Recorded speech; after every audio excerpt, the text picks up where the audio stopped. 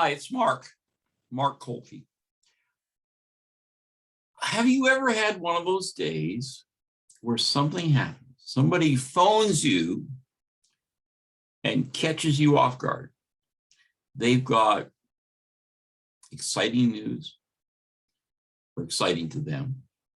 Might not be exciting for you. It might even be something you have contrary views about, or it might be something really troubling for them. News of some impending disaster in their lives or yours, some big hurdle, some big surprise, and maybe something they're having trouble even picking up the phone to call you. Have you ever had that happen to you? And we all had it when we're phoning someone or meeting with someone or knocking on someone's door and we've got to deliver some bad news, sad news, or something that's going to cause a problem for that person. We've all had that. We've had that since childhood. We're afraid to tell mom or dad who broke the window or, ate the dessert they weren't supposed to, but we fess up, right? But we have that kind of anxiety. We know that throughout life. But we also have it where it's, oh, we've got to go tell the banker we can't make the payments.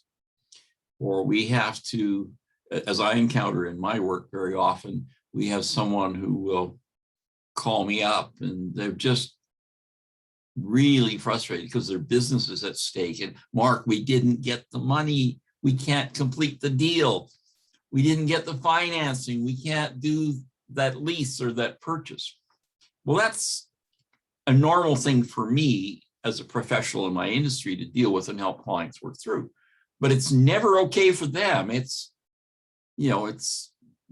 disruptive, in an exponential kind of way sometimes for them personally or for their business or for the plans that we have.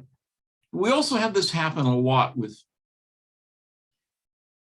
personal relationships, family relationships, friendships.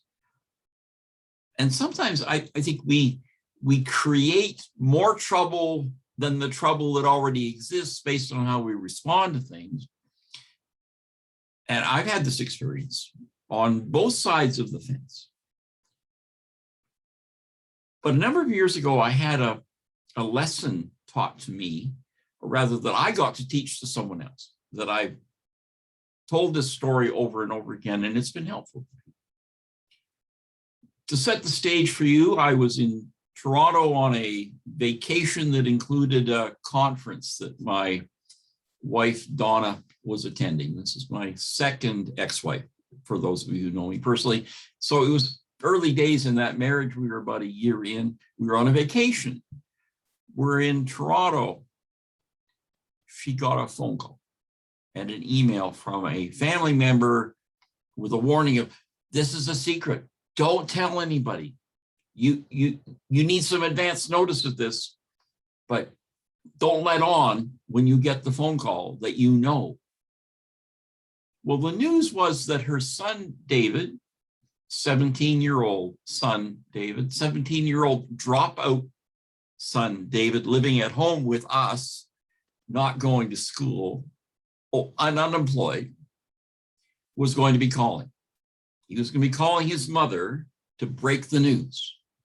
The news he was breaking was that his girlfriend was pregnant. There was a baby on the way. And Donna was, being forewarned, just be ready, your son's going to call you. And she was fit to be tied.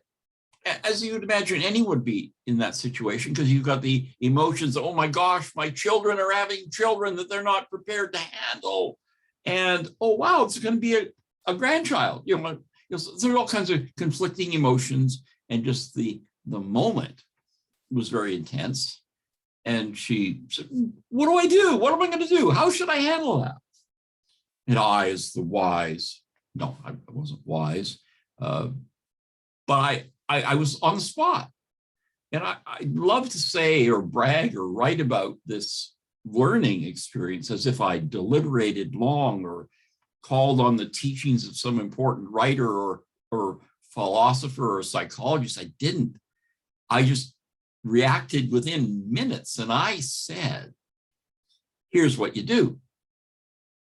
When he calls, say, wow, oh my, wow, that's big news.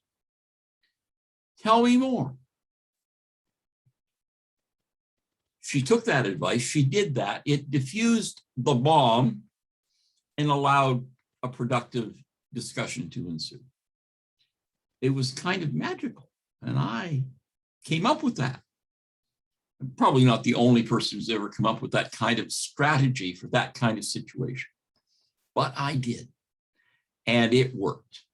I have since used that many times myself, where somebody is telling me something that for one reason or another, I don't want to give them an immediate reaction, even though I may have one boiling inside of me that I might react angrily or happily or with a lot of intense questions. But I want to set the stage, and I've used this to great effect, helping people tell their story, talk about their problem or talk about their excitement. And it's just a, wow, oh my, that's big news. Tell me about it. And certainly demeanor needs to match the situation. If somebody's just bubbling with excitement, you want to get excited along with them and show a positive attitude, a bright smile, and an inviting tone. So, well, tell me all about it, which is quite different than somebody's calling with horrible news, brutal news, difficult news, challenging problems. Then your demeanor needs to be appropriate and match the situation and the body language of, oh my goodness, oh my, that's big news. Tell me more about it. Let's talk this through. How can I be of help? That kind of dialogue. And it all happens in just a moment or two, in that moment of confronting the issue. I've used this many times. I've shared it with friends who've called me, they're on the phone. Hey, guess what? Such and such a situation occurred with my friend or my family member or my cousin or my boss or my neighbor. And I used your little trick. I said, wow, that's big news. And then the conversation unfolded without difficulty, whereas otherwise it might have been a confrontation or a less than happy moment or a more difficult than it needed to be moment.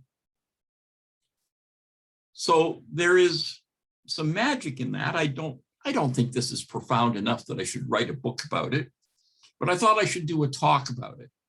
In fact, I rehearsed this talk at a presentation I did earlier today.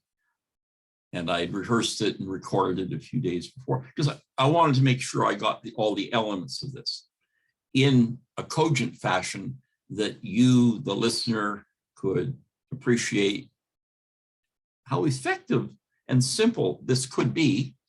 And you might want to try it. It might not work for you, but what does work for you? Ask that question. When somebody catches me by surprise, I'm like a deer in the headlights. Oh, what am I going to do? How do you handle it? Do you discipline the child for crashing the car? Or do you just say, oh, are you okay? I think things like that are pretty automatic with most parents. They'd be distressed that their kid took the car without permission or was out late or crashed the car, but cars can be replaced, but children can't. So of course we care. Are you okay? Are you sure you're okay? Is everybody else okay? Because we're concerned about safety. But safety isn't just physical safety. And relationships aren't ones that are always elastic and can handle anything. But sometimes somebody's got a difficult message to deliver in a corporate business employer, employee, or employee colleagues situation, or it might be you're the customer, someone else is the provider, or the other way around, you're the provider and somebody's your customer. But I think more importantly with husbands and wives, partners, people who have an emotional connection with each other, don't get to avoid drama. I mean, drama happens, not because you're drama prone necessarily, but the drama of life happens. And it's not always the house caught fire or the investments imploded. It's usually way more manageable and solvable than that. But the emotions of the news that this happened or that didn't happen, or this person said this, or this problem occurred between people, it might be as delightful as there's a baby on the way. And of course, circumstances will dictate how to handle that. But if the first reaction someone gets from you is one of hostility or stone-faced or angry,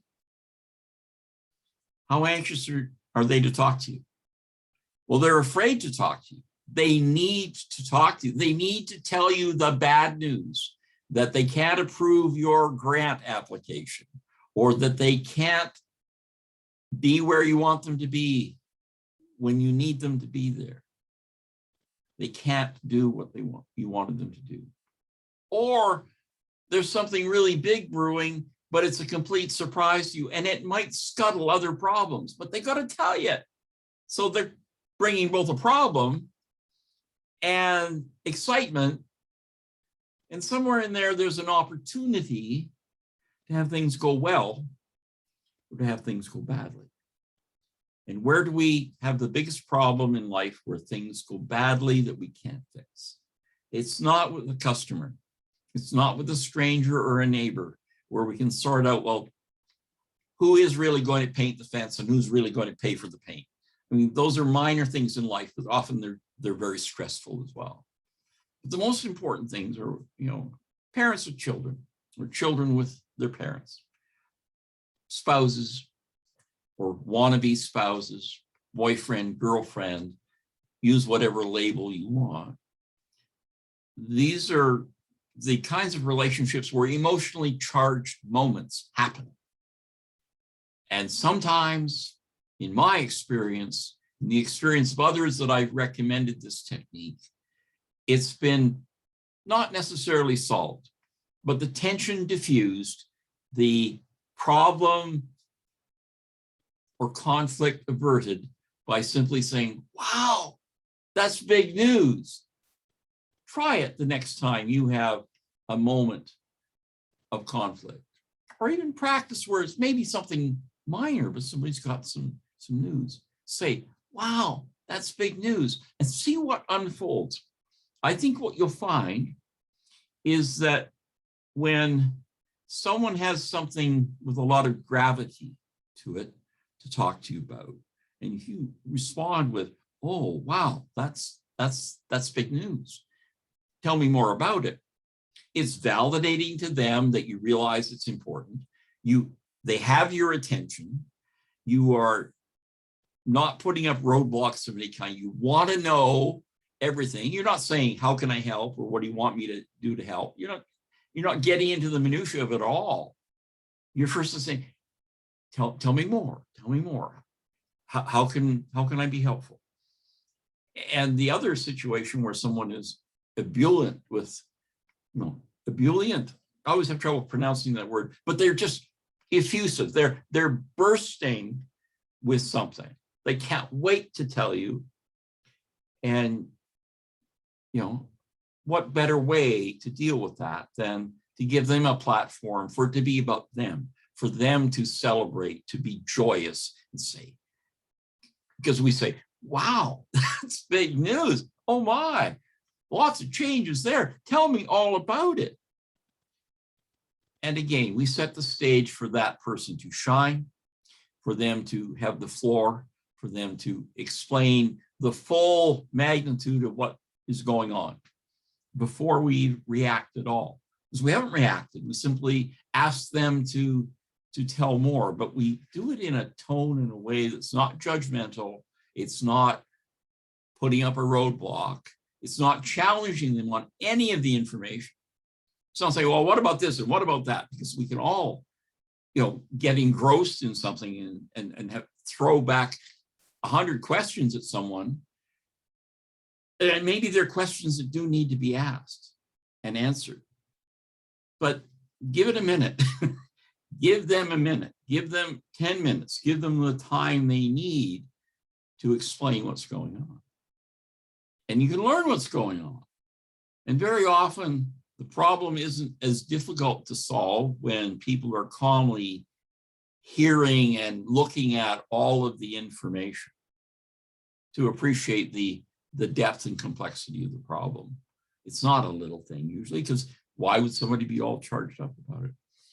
And in terms of good news, I mean, what's better than to let the person who's got the good news talk all about it and tell all about it and celebrate it, and celebrate it with them.